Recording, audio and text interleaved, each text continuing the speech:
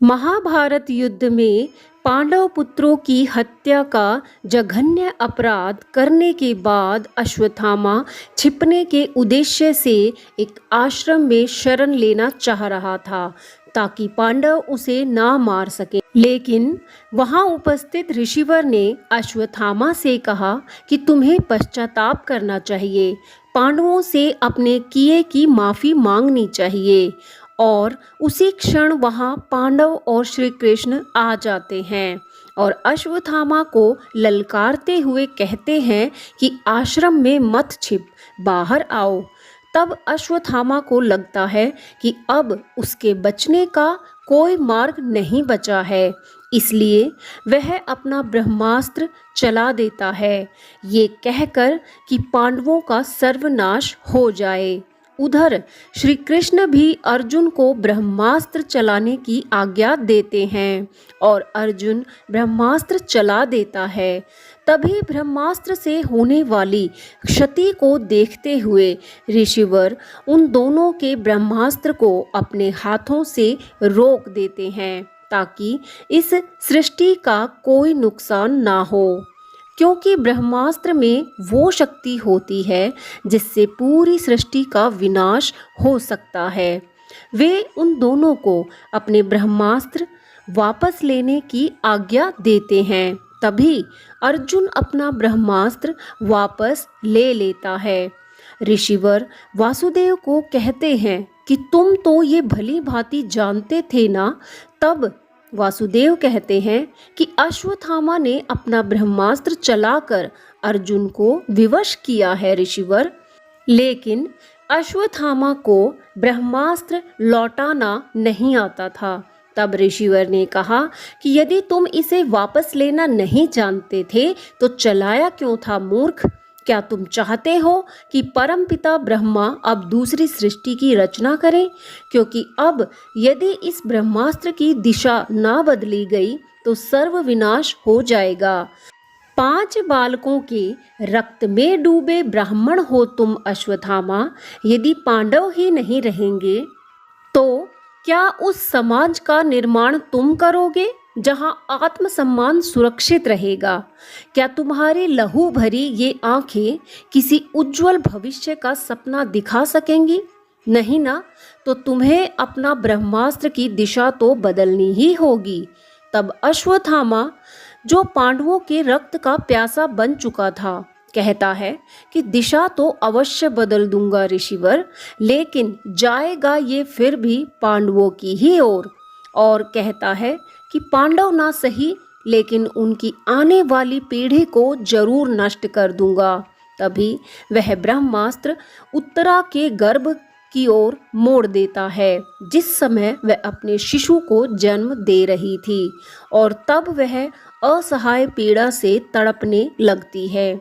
श्री कृष्ण को अश्वत्थामा की इस हरकत पर बहुत क्रोध आता है और वे कहते हैं कि हे अश्वत्थामा, तुम एक अति घिनौने व्यक्ति हो जिसका स्पर्श कीचड़ को भी मैला कर देगा।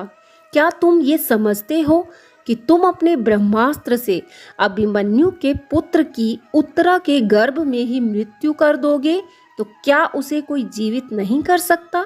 ये वासुदेव कृष्ण उसे जीवन दान देगा और तुम समय की चरम सीमा तक इस पृथ्वी पर अपने कभी ना समाप्त होने वाले जीवन का शव उठाए भटकते रहोगे, अकेले भटकते रहोगे।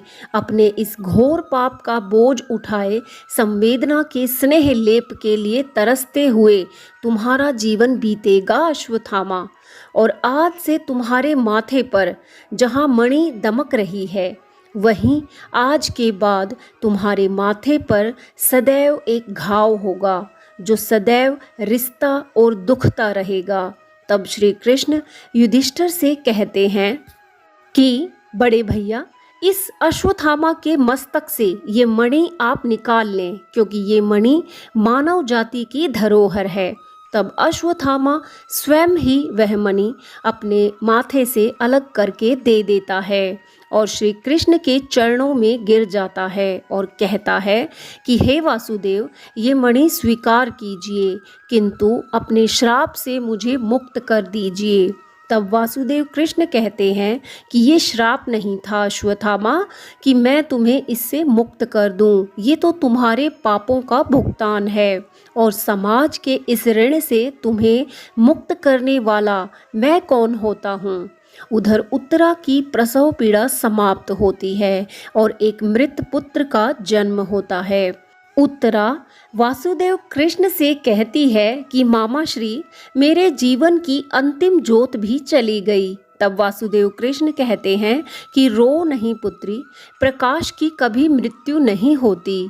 अंधकार तो ये केवल समझता है कि उसने प्रकाश को निगल लिया है, किंतु वो प्रकाश को कभी निगल नहीं सकता और अपने हाथों के स्पर्श से उस मृत बालक को जीवित कर देते हैं और उत्तरा के चेहरे पर मुस्कान लौट आती है। इस कथा से यही स्मरण रखना है कि अपने क्रोध में इस कद्र आपा ना खोएं कि पूरा जीवन पछताना पड़े। अश्वत्थामा अपने बदले की आग में इतना बावरा हो गया था कि निहत्थे बालकों तक की हत्या कर डाली। कहा जाता है कि अश्वत्थामा और भीम के एक बार युद्ध करने से दोनों के गदाओं के प्रहार से वहाँ 2 कुंड बन गए थे और अश्वत्थामा आज भी उस कुंड के पास आते हैं और श्रद्धालु वहाँ पर तेल और हल्दी चढ़ाकर आते हैं ताकि अश्वत्थामा की पीड़ा कुछ हद तक कम हो सके। ये भी मान्यता है कि वहाँ जब उस कुंड की कोई तस्वीर लेना चाहता है तो वो कैमरे में कैद नहीं होती है।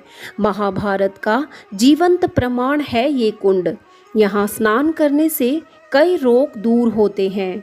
मान्यता तो यही सिद्ध करती है कि अश्वत्थामा आज भी पीड़ा भुगत रहे हैं। इसलिए आपको अपने जीवन में ऐसा कोई अपराध नहीं करना है, भले ही कोई हमारा कितना ही बुरा सोचे, लेकिन यदि आप उसका अच्छा सोचेंगे तो ईश्वर आपको बहुत अच्छे परिणाम देते हैं।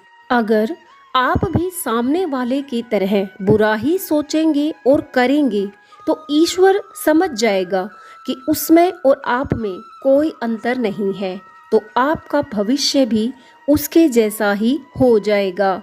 इसलिए अपने मन पर काबू रखें, उसमें सकारात्मक विचारों को ही आने दें।